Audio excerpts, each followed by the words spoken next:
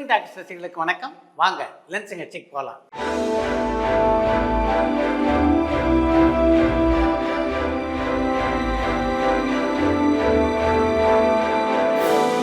என்னம்மா முதல் கேள்வி? 90s மூவி டைட்டில் கார்டுல ரேடியோ விளம்பரம்ல பிரபு பிரபு அப்படின்ற பேர் வரும். அவர் யாருன்னு புதுக்கோட்டையில இருந்து புவனேஷ் கேட்டிருக்காங்க. 70களிலும் 80களிலும் திரைப்படங்களுக்கான ரேடியோ விளம்பரத்தை செய்ததுன்னா அது எல்ஆர் சாமி நிறுவனம் தான். அந்த நிறுவனத்தில் எல்ஆர் நாராயணுடைய குரல் தான் பெரும்பாலும் ரேடியோ விளம்பரங்களில் அப்போது ஒலிக்கும். அதை தொடர்ந்து 90களில் ரேடியோ விளம்பரத்திலே முன்னணியில் இருந்தவர் தான் பிரபு கங்கையம்மனுடைய உறவினர், பாரதி ராஜாவுடைய நல்ல நண்பரும் கூட. சாய்வு சித்ரா நிகழ்ச்சியில பாலாஜிக்கும் பாக்யராஜுக்கும் நடுவுல பெரிய பிரச்சனை நடந்ததா முருகன் சொல்லியிருக்காரு. அது என்ன பிரச்சனை அப்படின்னு சொல்ல முடியுமான்னு பெங்களூர்ல இருந்து அகமத் கேட்டிருக்காங்க. பாக்யராஜ் கதாநாயகனாக நடிக்க கேவிஜியுடைய இயக்கத்திலே பாலாஜி தயாரித்த திரைப்படம் தான் ரத்தத்தின் ரத்தமே என்ற திரைப்படம். அந்த படம் ஆரம்பிக்கப்பட்ட நாளிலிருந்தே பாலாஜிக்கும் பாக்யராஜுக்கும் கருத்து வேறுபாடுகள் வேறுபட தொடங்கின. அந்த படத்தை பொறுத்தவரைக்கும் அந்த படத்துடைய படத்தொகுப்பு வேலைகள்லாம் முதல்ல பாக்யராஜுடைய பொறுப்பு தான் இருந்தது. படம் முடிவடைகின்ற கட்டத்தில் நான் ஒரு முறை முழுவதுமாக படத்தை பார்த்து விடுகிறேன் என்று அந்த ரீல்லாம் எடுத்து கொண்டு போனார் பாலாஜி. அத்தோட சரி, அதுக்கு பின்னால் பாலாஜி அந்த ரீலை பாக்யராஜ் வசம் ஒப்படைக்கவே இல்லை.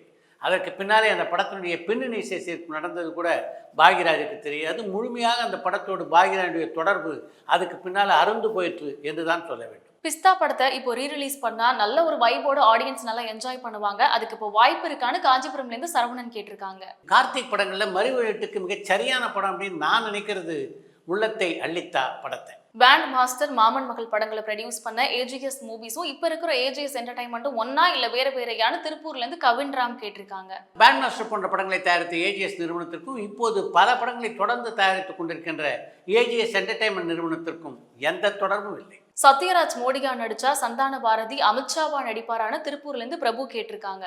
சத்யராஜ் மோடியாக நடிக்கவில்லை என்றாலும் சந்தான பாரதி அமித்ஷாவாக நடிப்பதற்கு தயாராகத்தான் இருக்கிறார். ஆக்ட்ரஸ் சாய் பல்லவிய தெலுங்கு மற்றும் மலையாளம் இண்டஸ்ட்ரீஸ்ல பயன்படுத்தின மாதிரி தமிழ் சினிமால பயன்படுத்தல அப்படின்னு நான் நினைக்கிறேன். ஏன் அப்படின்னா அதிரன் மாதிரியான மலையாள படங்கள்ல அவங்களோட நடிப்பாற்றல பார்த்து நான் வியந்து போயிட்டேன். அதை பத்தின உங்களோட கருத்து என்னன்னு விருகம்பாக்கம்ல இருந்து சுரேஷ் கேட்டிருக்காங்க. சாய் பல்லவியுடைய நடிப்பு திறனை மிக அழகாக வெளிக்கொண்டு வந்த கார்கி திரைப்படத்தை நீங்க பார்க்கல அப்படின்னு நினைக்கிறேன். அதன் காரணமாக தான் இப்படி ஒரு கேள்வியை நீங்க கேட்டிருக்கீங்க. சூப்பர் ஸ்டார் ரஜினிகாந்தோட சுல்தான் தி வாரியர் அப்படின்னு ஒரு படம் வந்ததே, அதை பத்தின டீடைல் சொல்லுங்கன்னு வெள்ளூர்ல இருந்து அரவிந்த் கேட்டிருக்காங்க. தமிழை வெளியான கோச்சடியான் திரைப்படத்துடைய இந்தி பதிப்பினுடைய பெயர் தான் சுல்தான் தி வாரியர். ஏவிஎம் நிறுவனம் தமிழ்ல மொத்தம் எத்தனை படங்களை தயாரிச்சிருக்காங்க, பிற மொழிகள்ல எத்தனை படங்கள் தயாரிச்சிருக்காங்கன்னு தோரணமலையில இருந்து செண்பகராமன் கேட்டிருக்காங்க.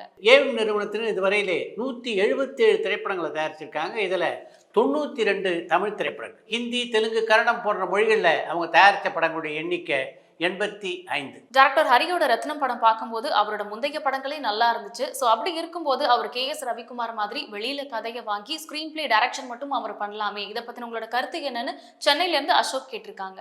நீங்க சொல்லியிருக்கிறது ஒரு மிக நல்ல யோசனை. இந்த யோசனையை ஹரி மட்டும் இல்லாம தமிழ் சினிமாவிலே உள்ள பல இயக்குநர்களும் பின்பற்ற வேண்டும் அப்படின்றது தான் என்னுடைய ஆசை.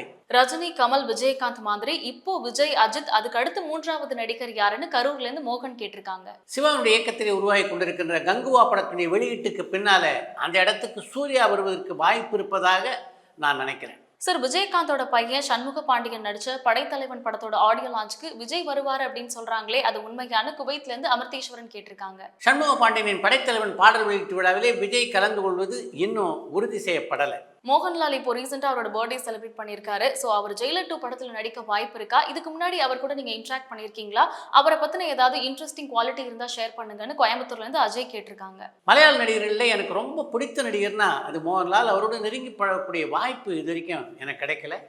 எப்படியாவது சாய்வு சித்ரா நிகழ்ச்சியில் அவரை பங்கு பெற செய்ய வேண்டும் அப்படின்றது என்னுடைய தீராத ஆசை. அதற்காக கடுமையாக முயற்சி செய்து கொண்டிருக்கிறேன். காலம் ஒத்துழைத்தால் நிச்சயமாக சாய்வு சித்ரா நேர்காணலிலே மோகன்லால் இடம் பெறுவார். ஜெயிலர் 2 திரைப்படத்திலே மோகன்லால் இருக்கிறாரா இல்லையா என்பதை தெரிந்து கொள்வதற்கு இன்னும் கொஞ்சம் காலம் பிடிக்கும். டாக்டர் பாரதி ராஜா தான் ஆக்ட்ரஸ் சுகன்யாவை இன்ட்ரோடியூஸ் பண்ணாரு. அப்படி இருக்கும்போது அவருக்கு ஏன் ஆர் ஸ்டார்டிங் லெட்டரா அமையல? அவங்களோட ஒரிஜினல் நேம் சுகன்யா தானேன்னு சென்னையில இருந்து புவனேஸ்வரி கேட்டிருக்காங்க. புதுநெல்லு புதுநாத்து படத்திலே சுகன்யா அறிமுகமான போது அவருடைய பெயரை மாற்ற வேண்டும் என்று என்ன காரணத்தாலோ பாரதி ராஜாவும் நினைக்கல.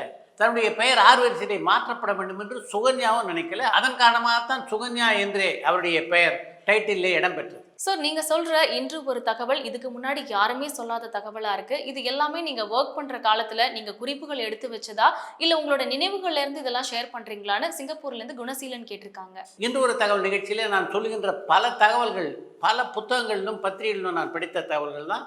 அதில் ஒரு சில தகவல்கள் என்னுடைய நினைவிலிருந்தும் நான் சொல்வது உண்டு. உண்மையிலேயே யாராலையுமே புரிந்து கொள்ள முடியாதவர் தான் இளையராஜாவா? ஏன் அப்படின்னா 80ஸ்களில் ஏவிஎம்ல தொடங்கி இன்னைக்கு உங்ககிட்ட வரைக்குமே அவர் கூட கருத்து வேறுபாடு இருக்கு. எக்ஸப்ட் கமல்ஹாசன் அண்ட் பஞ்சு அருணாச்சலம். ஸோ இதை பத்தின உங்களோட கருத்து என்னன்னு அடையார்ல இருந்து ராம்கி கேட்டிருக்காங்க. இளையராஜா எவராலும் புரிந்து கொள்ள முடியாத நபர் என்ற கருத்திலே எனக்கு உடன்பாடு இல்லை. இளையராஜா அளவுக்கு ஒருத்தர் புகழுடைய உச்சியை தொடும்போது அவர் கூட இருக்காங்கல்ல, அவங்க தான் இந்த உறவை சீராக வைத்துக் கொள்ள வேண்டும். அப்படிப்பட்ட ஆட்கள் சரியாக இளையராஜாவுக்கு அமையாது தான் மிகப்பெரிய குறை. இப்போ பார்த்தீங்கன்னா ஸ்ரீராம் என்றொருவர் தான் இளையராஜாவுடைய எல்லா விவரங்களையும் கவனித்துக் கொள்கிறார். அவர் ஒரு சிறந்த நிர்வாகியாக இருக்கிறதுனால இது போன்ற பிரச்சனைகள்லாம் இனி மெல்ல மெல்ல குறையும் அப்படின்னு நினைக்கிறேன். தமிழ் சினிமால இனி வரும் காலகட்டங்கள்ல சிறந்த நடிகர்கள் அப்படின்னு நிறைய பேர் இருக்காங்க. ஆனா ரஜினி, கமல் மாதிரியான தமிழ் சினிமாவோட ஐகான்ஸ் அப்படின்னு யாருமே உருவானதா தெரியல. அதுக்கு என்ன காரணம்? அமிதாப் பச்சன், ஷாருக் கான், ரஜினி, கமல் மாதிரியான ஐகான் ஸ்டேட்டஸை இனி வரும் நடிகர்கள் யாருமே வந்து பெற முடியாது அப்படின்றது உண்மைதானன்னு யாழ்ப்பாணம்ல இருந்து ஜானி கேட்டிருக்காங்க. 10-15 வருடங்களுக்கு முன்னாலே ரஜினிகாந்தும் கமல்ஹாசனும் தமிழ் சினிமாவின் ஐகானாக மாறுவார்கள் அப்படின்னு நீங்கள் நினச்சி பார்த்துருக்கீங்களா? இன்றைக்கி அது நடக்கலையா?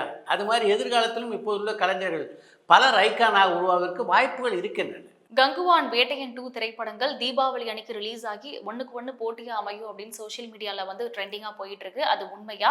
அண்ட் ஆல்சோ வந்து ஒரே நாளில் பெரிய படங்கள் ரிலீஸ் ஆகிறத ப்ரொடியூசர்ஸ் அண்ட் தியேட்டர்ஸ் ஓனர்ஸ் வந்து விரும்புவாங்களா அப்படின்னு ஸ்ரீலங்காலேருந்து மதிஷாந்த் கேட்டிருக்காங்க. ரஜினியின் வேட்டையன் திரைப்படம் தீபாவளி என்று வெளியாவது உறுதியானால் நிச்சயமாக கங்குவா திரைப்படத்தை ஞானவேல் ராஜா தீபாவளி என்று வெளியிட மாட்டார். தயாரிப்பாளர் ஞானவேல் ராஜா புத்திசாலி, திரையுலகத்தை பற்றி நன்கறிந்தவர். 2 திரைப்படங்களும் ஒரே நாளில் வெளியானால் நிச்சயமாக வசூல் பாதிக்கப்படும் அப்படின்றது அவருக்கு ரொம்ப நல்லா தெரியும். வருத்தப்படாத வாலிபர் சங்கம் பார்ட் 2 உருவாக இருப்பதாகவும் அதுல கவின் நடிக்க போறாரு அப்படின்ற மாதிரியும் சொல்றாங்களே, அந்த தகவல் உண்மையான?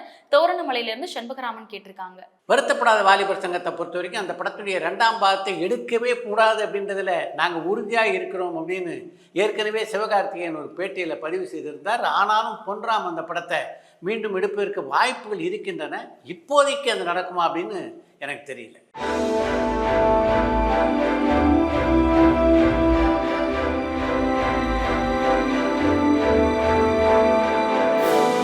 1931 ஃபர்ஸ்ட் தமிழ் பேசும் படம் வந்து ரிலீஸ் ஆச்சு. அதுக்கப்புறம் பல்லாயிரக்கணக்கான தமிழ் மூவிஸ் ரிலீஸ் ஆயிருக்கு.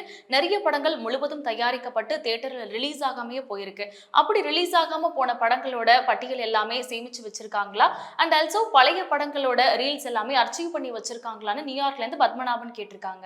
1931 தமிழ் சினிமா பேச தொடங்கிய நாளிலிருந்து இன்று வரை கணக்கில் எடுத்தோம்னா படப்பிடிப்பு முடிந்து வெளிவராத படங்களுடைய எண்ணிக்கை இருக்கு, அது 500 தாண்டும் அப்படின்னு நினைக்கிறேன். அதன் காரணமாக தான் அதை பற்றி முழு விவரங்களை இந்த லென்ஸ் நிகழ்ச்சியில் பதிவு செய்ய முடியல. அந்த 500 திரைப்படங்களுடைய பெயர்களையும் தேடி கண்டுபிடித்து ஒரு தனி நிகழ்ச்சியாக அதை ஒளிபரப்புவதற்கு நிச்சயமாக முயற்சி பண்ணுறேன். திரைக்கு வந்த எல்லா படங்களுடைய படச்சொல்லும் பாதுகாப்பாக இருப்பதாக சொல்ல முடியாது.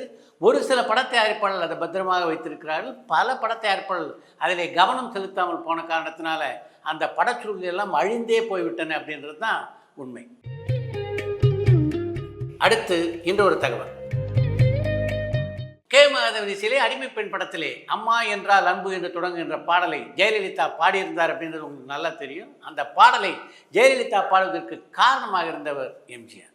கே. மாதவன் இசையில் ஜெயலலிதா பாடுவதற்கு காரணமாக இருந்ததைப் போலவே எம்.எஸ். விஸ்வநாதன் இசையிலே ஜெயலலிதா பாடுவதற்கும் காரணமாக இருந்ததுன்னா அது புரட்சித் தலைவர் எம்ஜிஆர் தான்.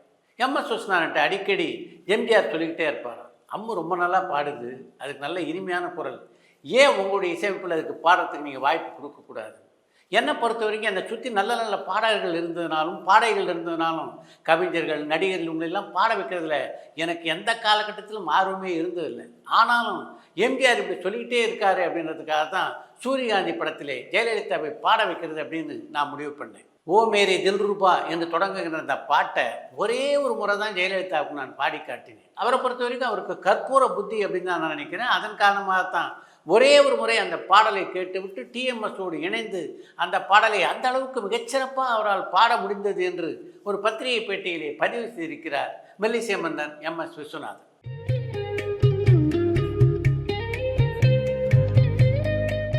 இத்துடன் இன்றைய லென்ஸ் நிகழ்ச்சி நிறைவு பெறுகிறது. மீண்டும் அடுத்த லென்ஸ் நிகழ்ச்சியிலே சந்திப்போம். பரபரப்பான சினிமா செய்திகள், நட்சத்திரங்களின் பேட்டிகள், சினிமா வரலாறு ஆகியவற்றை பார்க்கவும் படிக்கவும் உங்களுக்கான இணையதளம் tourantalkies.co.